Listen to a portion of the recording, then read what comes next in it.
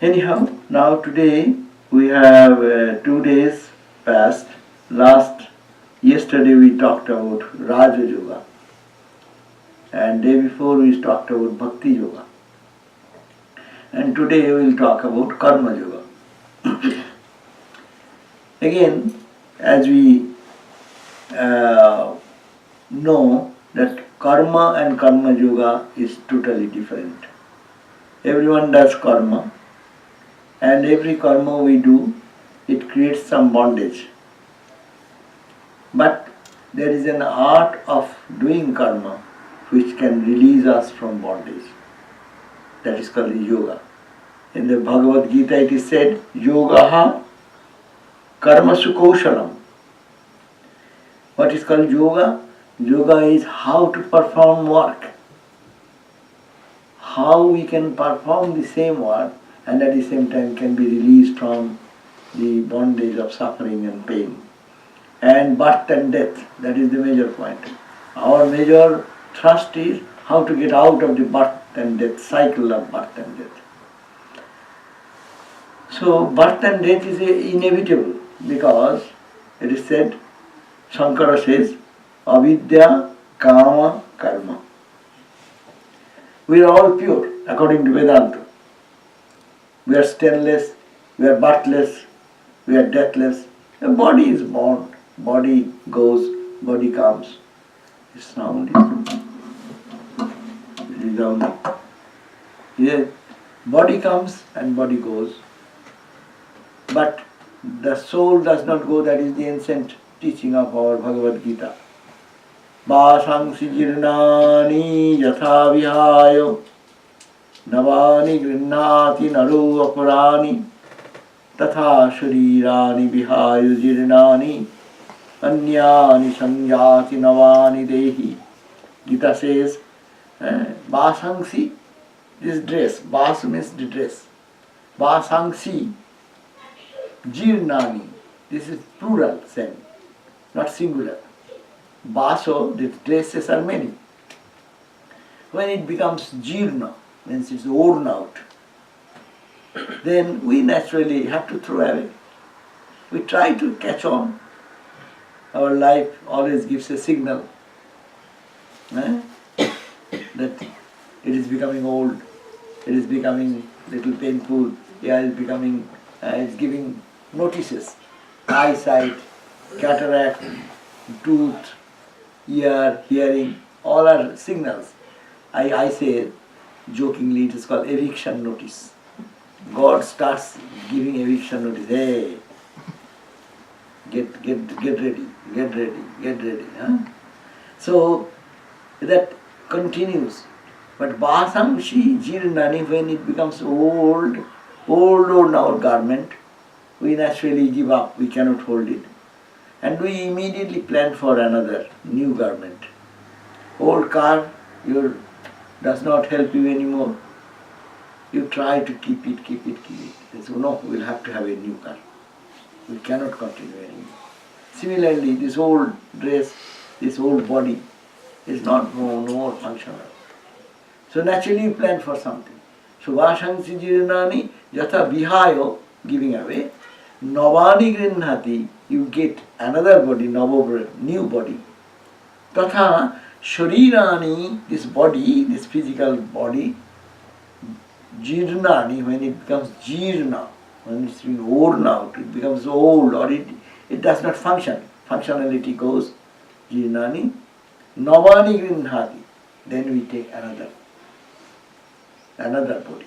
So actually from this perspective, Gita says nothing to cry for. The person who was sitting here, he has gone to another house. Ramakrishna also, you know the story when Holy Mother was taking away all the bangles and other things of the Ramakrishna appeared. And what are you doing? Where did I go? I was in this room, I have gone to that room. It's a visible place to invisible another plane. So nothing has happened. So that is also in this way. This karma that takes us. And why we are born, according to Shankara, Vedantic philosophy, it says avidya, kama, karma. Three phases, three divisions, three reasons. First of all, we do not know who we are. That's the fundamental point. And because I do not know, so that's called my ignorance. I do not know means I am ignorant. I am ignorant of my own dignity. I am ignorant of my eternal blissful state of consciousness. I am forgetful about what I am and what I eternally unchanging, that eternal truth. I do not know that. So avidya. And as a result, I feel I am incomplete. I feel I am incomplete. So you can get some hot water. Get some hot water.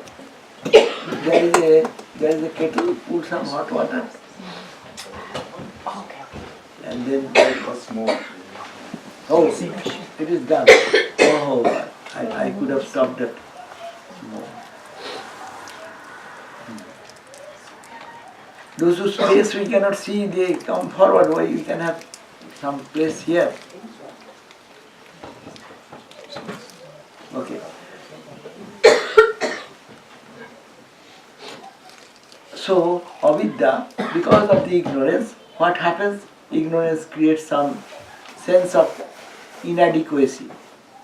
I think that I am little. I want this. I want that. I am incomplete. That will complete me. The sense of incompleteness comes. And that incompleteness always makes me crave for something. That's called avidya kama. Kama means desire. I desire, whatever desire. So I desire, why? Because I think I am this little. And I want this, something which I have not. So this propels me into what is called karma, action. Suppose you think in your home, you find that, oh, there is some shortage of rice. What do you do? When you feel that incompleteness and you will have to prepare some meal, so what do you do? You take your car and go and purchase something. So karma, your karma is propelled by your kamana. If you want rice, you go to a place where rice is available. If you want some jewelry, you go to the jewelry shop. So we all go to fulfill our unfulfilled desire, and that is the prompting that prompts, that's called the karma we do. And that is the way we run for one thing, and then we find incompleteness there also. After getting that, what we first think that will give, I will be happy with that object. With that desire I go and do some karma. And after karma we have something. And when we have something, then we find I am not satisfied. I want something else, something else, something else, something else. And then this journey goes on and on and on till we know that we are infinite. I lack nothing. In my divine nature, in my this little egocentric life, I am limited. But in my eternal life, I am only the reality which covers the whole cosmos. Aham Brahmasmi. That is the Vedantic stand. Or in devotional term we say, I am the child of the Lord, and whatever the father's property, I inherit that. I inherit my father's property. So I may be poor, but my father is the world, Lord of the world. So what to care about? Everything belongs to me. So whatever language you put it, but this is. Now karma, but we do karma. Karma, as you know, karma is of three categories. Three categories of karma. What is called, what I am doing now, it is called kriyamana, what I am performing now.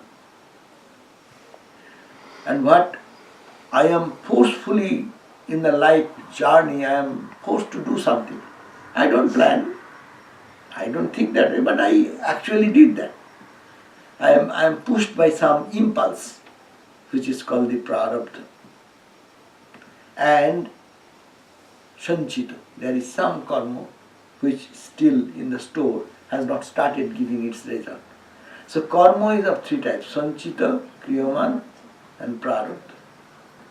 Sanchita means whatever we have done, all the karma, it does not end. When we do the karma, immediately we have some impact. I feel joy or I feel unhappy or happy, sweet or sour, whatever we taste that. But that remains in a sanchita. It gets stored up for producing some impact in later period. That is called the sanchita karma. That means accumulated karma. This life, suppose in this life how many karmas we have done according to our own age. We have done so many varieties of any thinking is a karma. Any action you do, that is karma. Good thinking, bad thinking, whatever you are doing, it is all karma. And action, physical or mental. Now, they are called sanchita, it is all there. And that is the cause of building another life. Because the infinite storehouse, from that, whatever desire will come, what time we do not know, and that will propel me to move forward. Sanchita. And kriyaman, my life is going in a trajectory. We call kapal sometimes, but we should not be fatalistic. In Vedanta, we don't believe that we are fatal. But it is true. My karma brought me here now. Everyone's karma has put the person where we are now. You see, our life starts in one point. We do not know how it goes through different stages of life and development. And we move on and on and on, unknowingly who is propelling me. Sometimes it is my fate is good. Oh, it is my fate, what can I do? And Vedanta teaches it is your own karma. You have designed your life. You forgot that. When you were in the last birth, the last thought has taken a shape in this life. Suppose, I give you one simple example. I am sitting here, I plan that I will go to Hollywood, back. One thought. And which day? I said, fix a day. That day I will leave. Then what time? I fix a time. And now, one desire only. I will go from North Carolina to Hollywood. Now, I do not know. I was starting for my journey to the airport, and suddenly big blizzard of snow started. You didn't plan that way. And then you go and suddenly one accident has happened. The road is blocked that way. Or sometimes nothing is there, you go smooth. And you find there is some, you enter into the plane and then now you come to know, oh, the plane has some trouble. You please wait, we are trying to repair. And then go on delaying, then you will get out and then get this, that. You see, you do not know what is going on. So whom to blame? Why? Some recent stories you know, someone is going into the plane, going to India or some other distance, and he was frantically searching for getting a seat. And one gentleman was to go to India, or at that moment he cancelled that for some reason. And this person thought, oh, what blessings, I got that seat. And you enter into that plane, and that plane had some problem and some landing, emergency landing or something. You do not know all these things. It is called what is going on, that a trajectory is going on. But who have designed the trajectory? It is you who have designed for you. I have designed. The karma theory sometimes people take as fatalistic. But karma theory is of action. If I have created this, I can redo that. I can change myself. That is the spirit of karma yoga. So karma, then you throw a stone. When you throw the stone, at the point of your throwing, you fix a direction and speed. How long it will go, where it will drop, it depends on your input and the direction you have set. So our karma says that this life is going on due to prarabdha karma. Prarabdha means which has been started already. You cannot say the stone is going in between. Hey, why the stone is there? It should go that side. Stone will not move in that side. Because you have given the impetus and it is running in a specific direction. So direction and the speed has been determined, and when the velocity will be zero, it will drop at that point. No. So you may blame who has done this is this. In our life we always blame people. We are very happy if we can blame that someone is responsible for my trouble. And that does not solve the problem, but at least gives mental satisfaction. I am very good, because of you I am suffering. So this type of psychological benefit is not a benefit. So now prarabdha karma is going on, sanchito I have my collection, and again being now today I am creating my karma. I misbehaved with somebody today, I become unnecessarily angry with some person. All these different types of activity which I am doing, which is I am creating now. So this, our whole life is an effect of this sanchita karma, accumulated karma, what trajectory I have started, the prarabdha karma, and what I am building up my new karma. And because of the karma, as you know, karma is propelled by vasana, the desire. And desire is coming from ignorance. Now how to get out of this cycle of this birth and death, suffering and misery, pleasure and pain, all happening in the cycle of karma. So how we can get out of it? That is the karma yoga. The karma yoga says that you do your karma, what you have to do, but you do in such a way that it does not bind you. I do the karma, and it can be done in a way Gita suggests it should be done in a detached way. How to do? Do things, but don't think that the way you thought it should be, it may not be. You try your best, but don't expect that that is the only way to happen. It is said, Gita suggests that 5 are the ways of the success, for a successful action. There are 5 tools are necessary. Adhishthanam tatha karta karanam cha prithak vidam vividhas cha prithak cheshta daivatro evo panchamo. 5 factors are needed. Karma, we think that karma is bondage, so don't do karma. That's the wrong idea. No. Your tendency is there in karma. You cannot just say, oh, I don't do karma. Your mentally will do karma. You will do wrong karma. Rather, you do good karma. That is good. Adhishthanam, you need a body. To do something, you need a physical body. Your hand, feet, all the sense organs should be active. So, adhishthanam. Tatha karta, I will do. This stable understanding should be there in the mind. I will do. I will overcome this. I will plan this. I will build this house. I will do this. Whatever in life situation, I will do this. So there should be one. Adhisthana, ego. But bad ego, good ego, that's a different thing. Bad people are doing bad things. To our destruction, that's also ego. They thought that is good for them to destroy and peace of others. That's a good thing. That's why their all actions propel them there. And some people give their life for the suffering of others to help them. That's also ego. Now, Adhisthana is the body, tatha karta. Then karanam cha prithak vidam. We should utilize and apply all the karana. Karana means instrument. What is the instrument?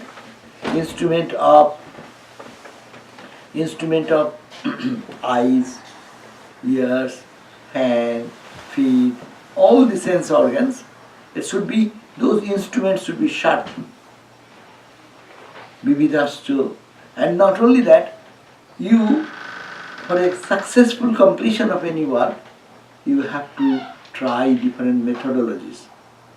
You try this way. In your projects in office and in other things you are doing all the time. You try this way, it was successful. No, it was not successful. Don't give up. Karma yogi is not fatalistic.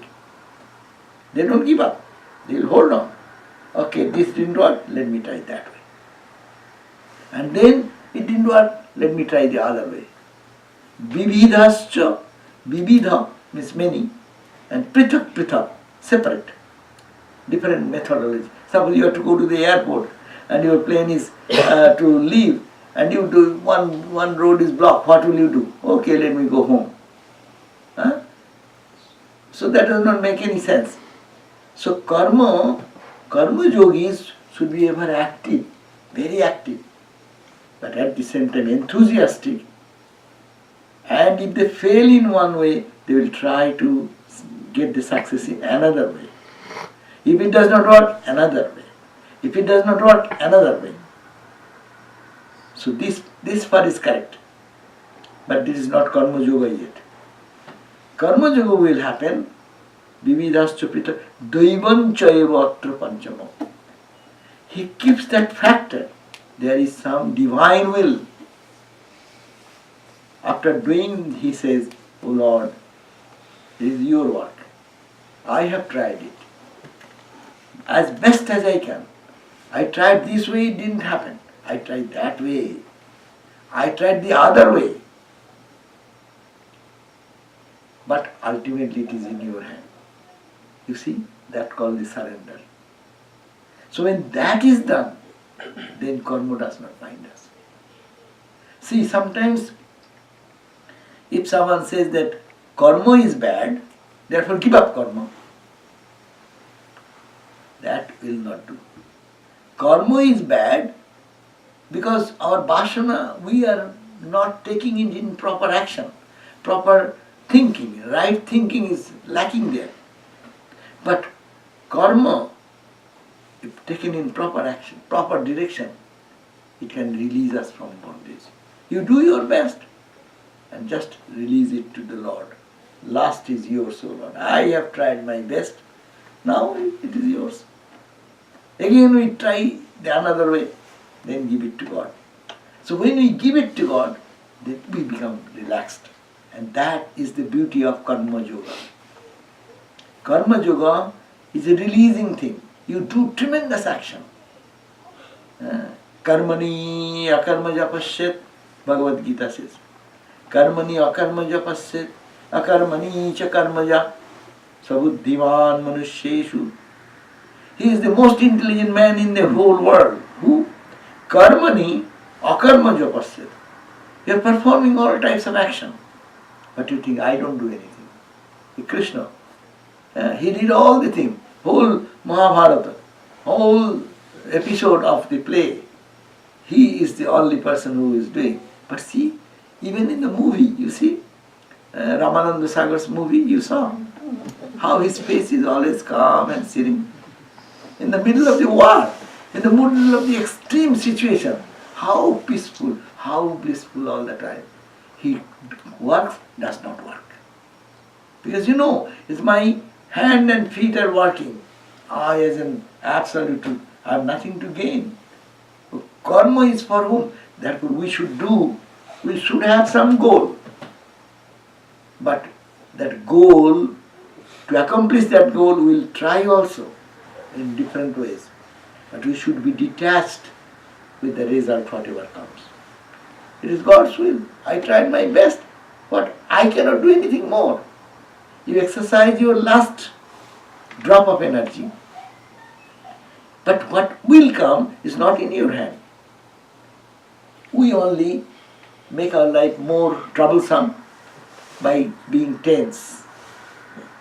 Every day thinking, oh, and we sleepless night. Why we give our sleep? Because we are thinking it should happen this way.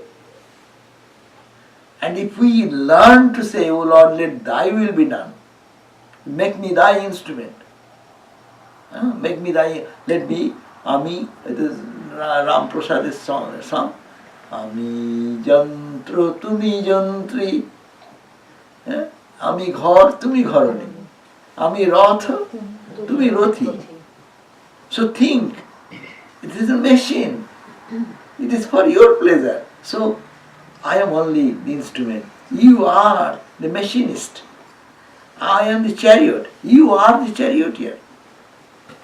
So you do. So we have to tune ourselves internally with God before action, after action. So, and while in action. How we can, this internal attitude of our karma, if we can perform, then we can become karma yogi, because doing karma will not suffer anymore. But we do work hard. All of us are working in our respective areas, hard working. At the same time, when we come at the end of the day, we are burdened too much. Why burden? Say, I did my best, oh Lord, now it is yours. Learn to detach that way. And I cannot, by mere thinking, I cannot improve anything, isn't it? Suppose you go on thinking whole night, giving up your sleep. Your action will be all changed. It will happen what is to happen. You have no control on that side. Control is there, what you are doing. Are you applying your whole energy, whole focus, all your abilities, doing that? You try the best you can do. But beyond that, what? Why to carry the load? So, how we can discharge the load to the Lord, by whose will everything happens? No. So therefore, karma and karma yoga, see, it is very little difference. All the aspects people are doing in offices, in modern management and everything, this basic principle will be the same. Is it not? You can, terminology may be different in management language. But you see, I will do. Wall cannot say I will do. So there should be somebody where their mind is active, intellect is working, hand is there, feet is there. So that type of personality says, I will do something. Udhisthana, body, tatha karta, ego sense should be there. Then, karanancha prithak vidam. All your senses should be alert. What you are doing, are you doing perfectly? If you are doing cooking, and you say, oh, did I give you salt? Maybe give twice the salt. What will happen? All the charm of food will go away because it is too salt. So point is that it is to be done with all efficiency, all precision. All the senses should be alert. See, that is the point. Karma should be done not haphazardly. Oh, karma is bad. Meditation is better. Meditation is not so easy. If you cannot do perfectly karma, how can you do meditation here? Action, if action is something physical, if there you can apply your eyes, your hand, your feet, your ear, your all buddhi. If it's a physical thing you cannot do it perfectly, how can I do in a subtle way here? It is all in the mental level. And mind should be distraction-free mind. So therefore, karma should be converted into karma yoga by udhisthana, having a body, zeal to do with the ego sense, and with all senses alert to perform that work, and then try to be successful in this way, in that way, in that way. If it fails, try another way, and don't give up till you reach the goal. But don't carry the tension, don't carry the burden of it. Say, last is Udhisthānam tatha karta karunancha pitak vidam vividascha pitak chishta daivancha eva atra pancham. Daiva. It's God's grace. So Lord, I did this part. Now it is in your hand. If you want, get it. If you don't want, what can I do? So that is the art of doing work. One Swami, when I was a young boy, so he used to come to our place where we used to live. And there are Belumat Swamis, and they find the young boys very interesting, so they grab them and give their advice. So the Swami said that You know, when you study, don't be tensed. Then we said, how can we not? I'm not good at math. And math examination is coming. I will be tensed. And I am not good at history, remembering the history. But history book, I have to finish tomorrow is the examination. What shall you do? But no, that's not. You read best when you read with full concentration, try to do your best. And even you go for examination. In nowadays examination is different, semester examination. So our time was final. You do a bad paper, and then the 10th grade, all over the state, gone. You got the D, your grade is gone. Whole life you cannot go to enter into science anymore. Because you are sick, you fall sick, and on the day of examination, you cannot do anything, but your life is doomed. That was the problem. He said that, I teach you one thing. You do go for your examination. When you get the examination paper, read it very well. Don't jump into respond, immediately start writing, as if you have nothing to do. When other boys are all reading, maybe started 2 pages, but judge all the questions. Calm, you have no responsibility. Do only one thing, and then select what is number 1 easier, next little difficult, and make a priority. And then take one, and forget time or anything.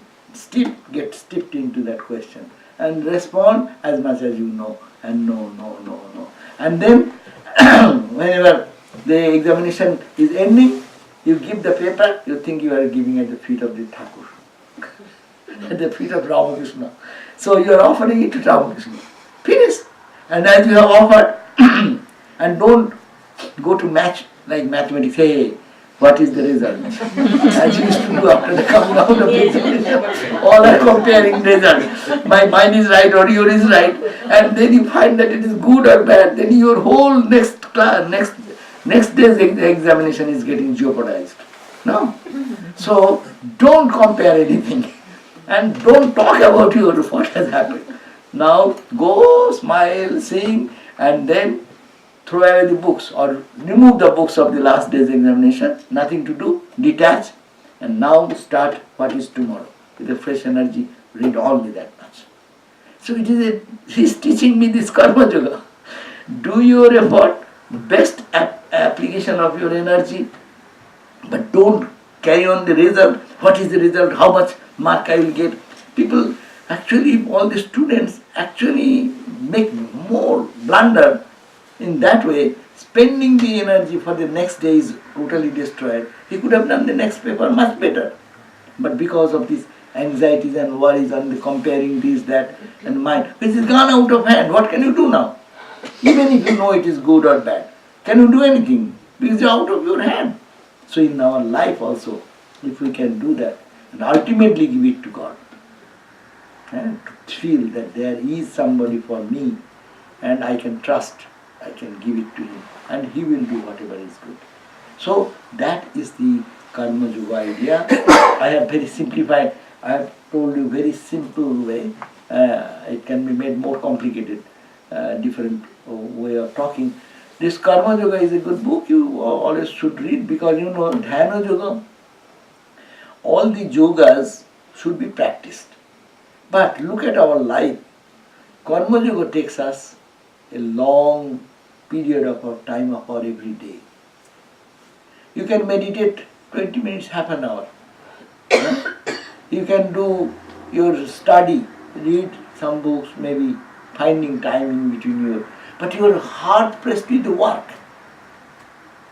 So 24 hours then, if you take 24 hours, say so many hours go for sleeping, so many hours go for eating, dressing, driving, all this. So your spiritual life is where? Where is your spiritual life? Spiritual life will be in the morning when you sit for meditation. That is your spiritual life. And whole day is worldly life. Why? Why not make that part of life is spiritual life. And that is the importance of Karma Yoga. Because everyone is bound to perform karma. And that is the longest period of our waking time, which we have to engage in work. But work can be done in a way so that work can be rewarding. Work can come to my experience as worship. So that's why Swami Vivekananda in this book has mentioned that you cannot make work is worship. Let's say a matured state. We have seen some of our very senior Swamis. If even if he keeps his own towel in his room, you can see it is as if he is doing it most perfection. We cannot keep our shoes in proper order. One is there, another is there, and we have to search for. And we search for our pen, where I have kept the pen, and where is my keys. Oh, I missed it here and there. So it is disorganized mind. But that should not be disorganized, it should be organized mind. And they are so organized because they think it is my worship of God. See, you can think this body is my body. I don't have to take care. You cannot say that. Karma Yoga will teach you for whom this body is not your body. It is God's body.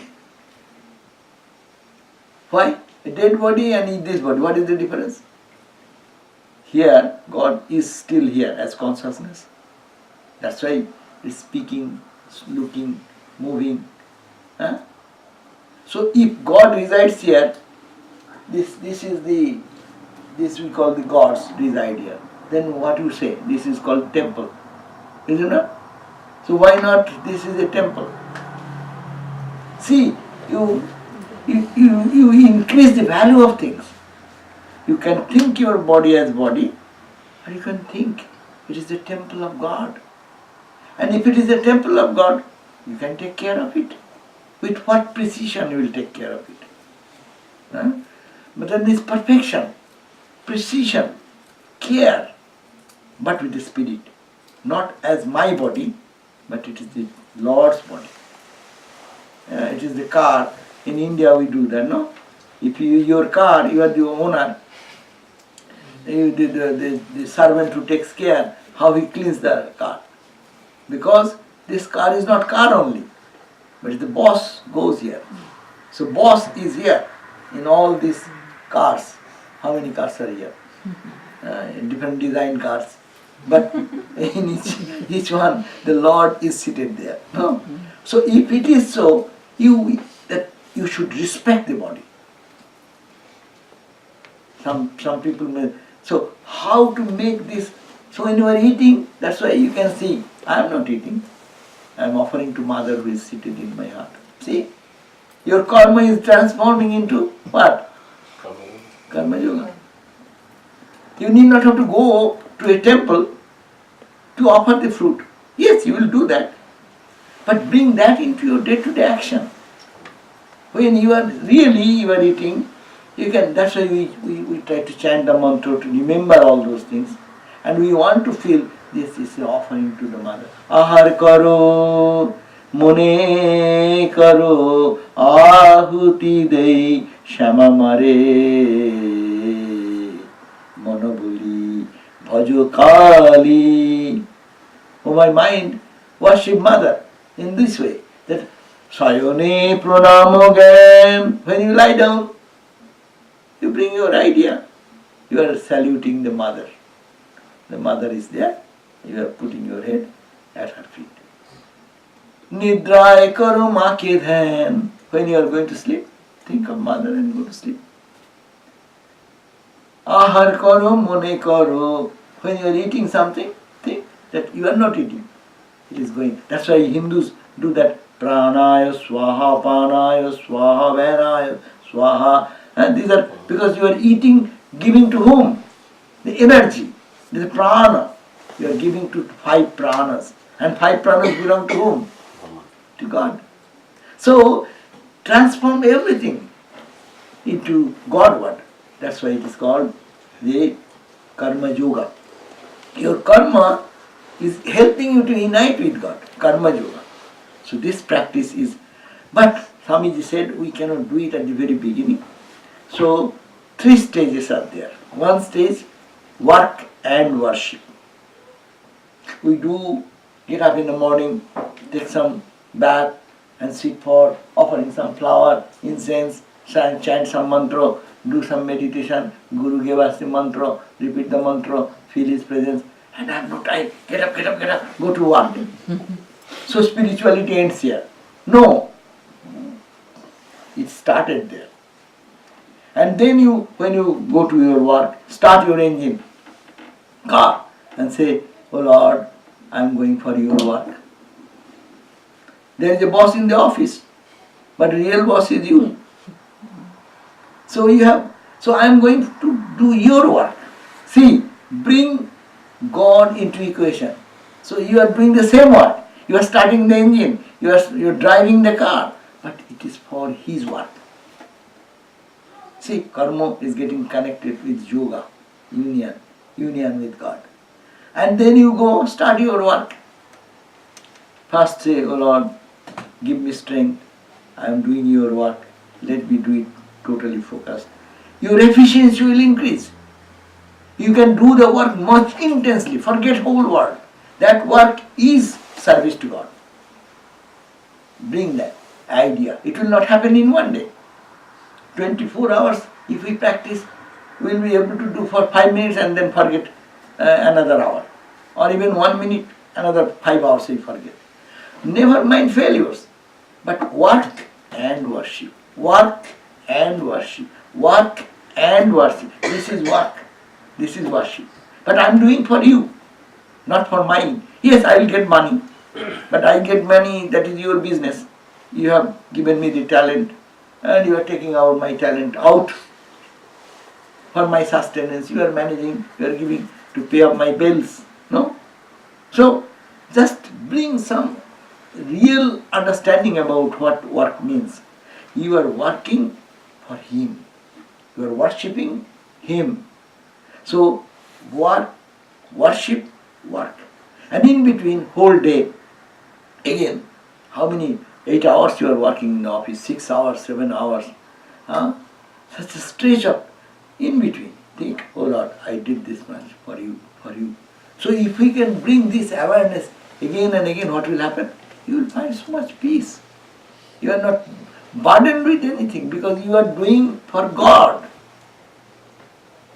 And that will continue. Then what will happen? You will raise yourself into another level. Then you will see work as worship. I am doing this office work. I am doing on this computer work. This work as if I am offering a flower. Flower offering we understand. How we become serious, how we find joy. Preparing a vase, we know how beautiful. Of preparing a garland. So you are making a garland through your accounts, through your computer science, to your technological activity, what you are doing. Think that it is as it were my offering, my puja. And here we do the puja with bell and incense and diya and all these things. And these are the diya. The tools are different here. But I am as if I am worshipping you. And then a mature state will come when it will appear what is worship. There is no distinction. Nivedita, Sister Nivedita, in the introduction of Swami Vivekananda's complete works, she was asked to write the introduction, a masterpiece. There he said that secular and spiritual. What is the demarcation? What is the demarcation between secular and spiritual? Everything is sacred. If everything has come out of one Brahman, so everything what we see is all sacred, all pure. So this distinction we make in our mind. But we have to bring that awareness. Everything is sacred. Your eating, your sleeping, your taking the shower, you're going to office, you're doing some activity in your with the boss, with your co-worker, everything is your offering to God. Everything is service to God. So it will mature into that state. That's why Swami Vivekananda said, who can do, a person is known to be a perfect yogi who can do a minor work with all precision. The big job people can do because of name, fame, power, position, or people will praise, but every person is known by small work. How he keeps his pen, how he keeps his glass in the desk, how he cleans his everything in everyday usage thing. So these are the perfection comes in karma. That karma brings you a perfected karma. It is not carelessness. And those who think that karma is binding, I don't do karma, they don't mature. Because our 24 hours life is karma, karma, karma, karma. Breathing is a karma. Talking is a karma. Looking something is karma. So every karma can be tuned to God consciousness. So that our life will be, it is a transformation of character. That is the most important point. Our karma should transform our character. You do the karma as karma demands. After doing that karma, hands off. Giving you a gross example, we raise our children and we want that children should be like this and this and that. Yes, your expectations should be there. But when you want that is to be done, then you are in trouble. Because the child will grow in his own way.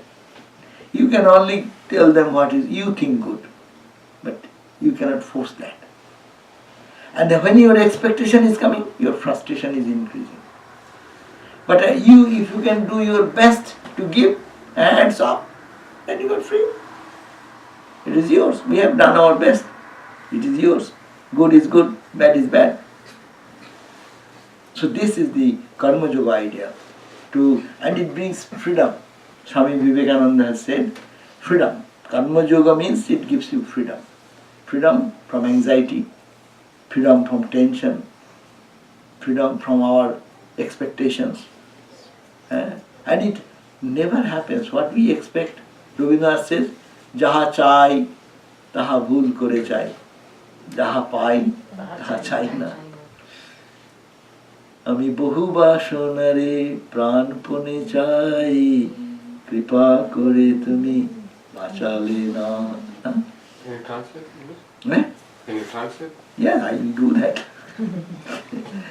Rabindranath Tagore says, I seek for many objects of desire, bahu vasana, multiple desires.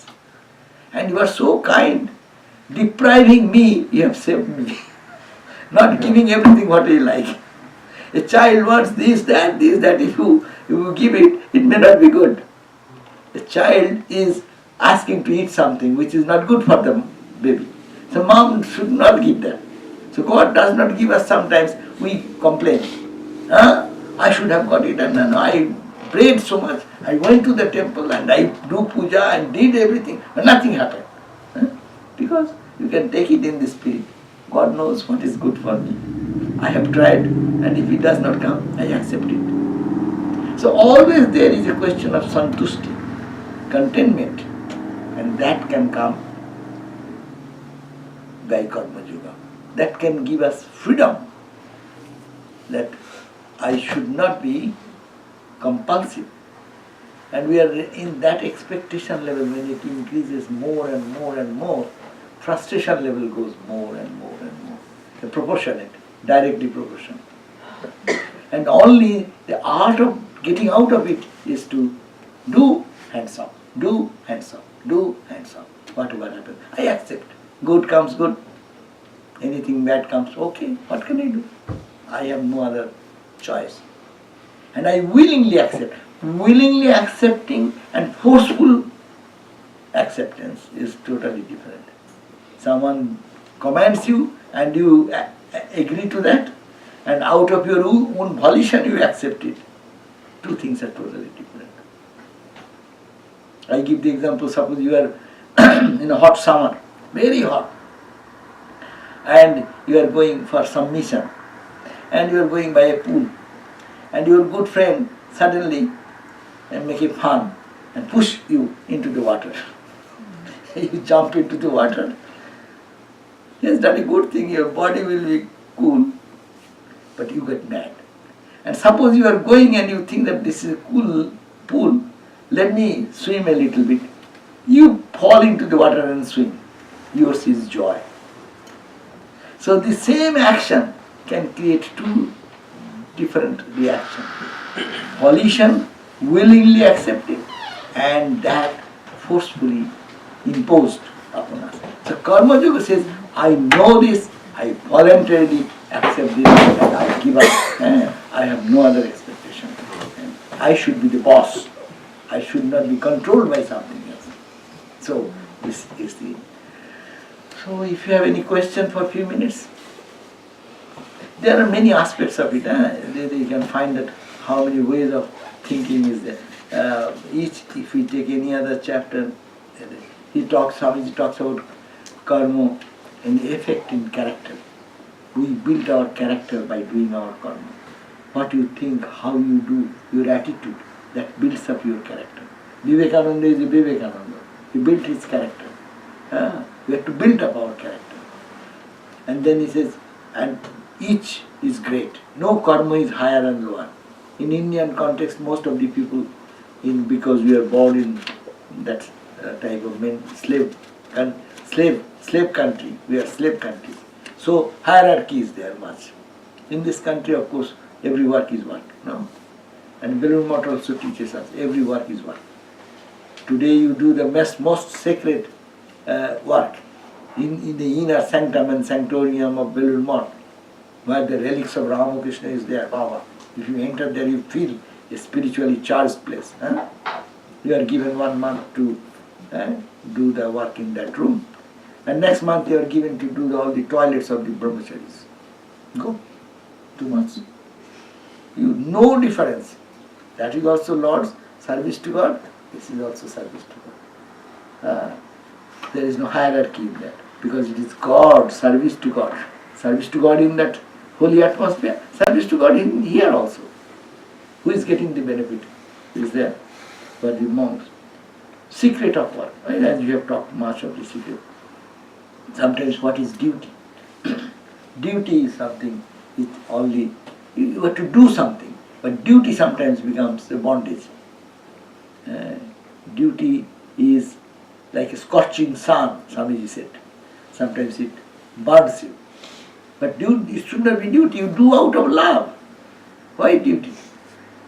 Whom you love, there is your beloved, the Lord is there. So take this spirit and work as worship, serving God, bring back this idea of karma yoga, serving God, in your husband, in your wife, in your children, in your family, in your friend, in your office. It is service. And I am serving because there is the same God who is in me. That is called the practical Vedanta. And I am taking another step. We didn't touch that ground. Actually, karma yoga, ideal karma yoga is practical Vedanta. Brahman is everywhere, in all the forms.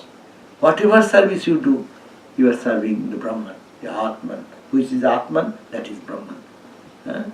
So that is the ideal state. Then otherwise, duty is duty. People get burdened. I do so much, no one recognizes me. No one appreciates me. How much I work hard. No one looks at me. No one gives a thank. Why you asking for thank? You did out of your joy of your heart and you are blessed. Why you are seeking like a beggar? Swami Vivekananda said, don't be a beggar. Be a giver in the world. Be a giver in the world. You give what you have and you are giving service and service to God and God alone. So this is called the freedom comes. But we help ourselves, not the world. That's another point. By doing karma, being charitable, I think, oh, I have done a good job. I help so many people. And no one, the whole world does not depend on our help. God's world is going on. 7 billion people. How much you help?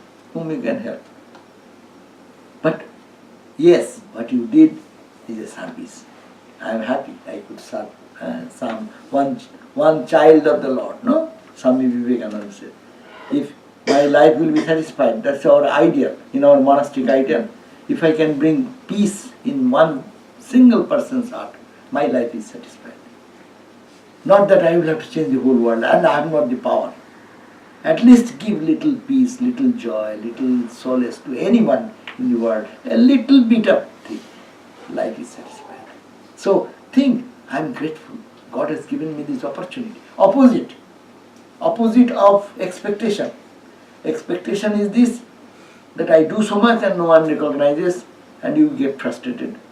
Here, I am blessed that I got this opportunity to serve the sick person, weak person, in a mentally depressed person, having some suffering.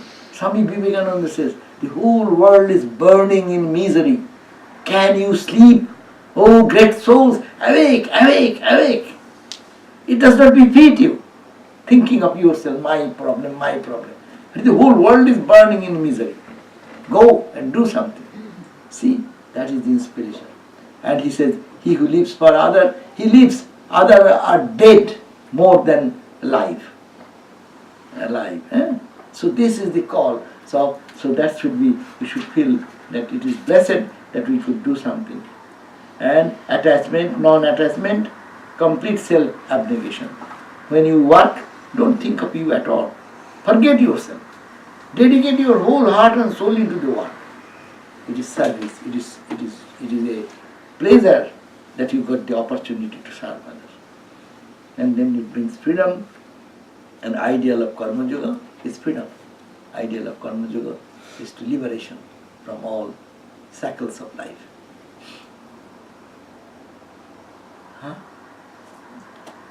Thank you so much.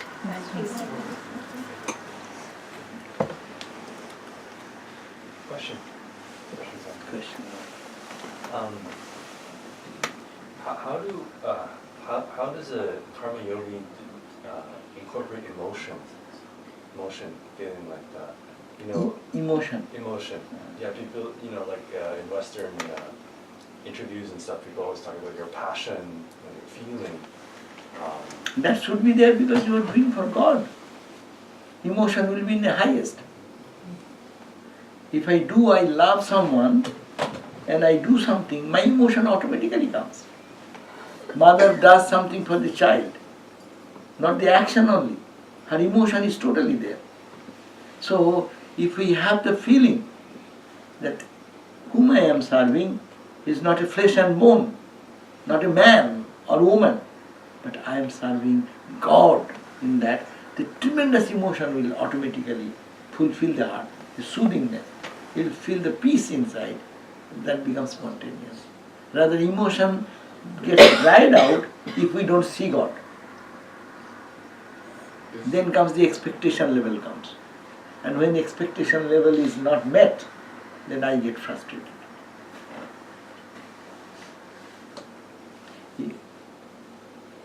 So in other words, is it fair to say that instead of detachment, it is just choosing a different object of attachment? Yeah. Using God as the object of attachment? Yeah, detachment from which is non-God, detachment from that which brings me suffering, detachment from me which takes away my freedom, attachment to that which gives me eternal life, which gives me joy, which gives me bond, connection. But we forget God and we love a person, only person. That's the more problem. There comes the problem.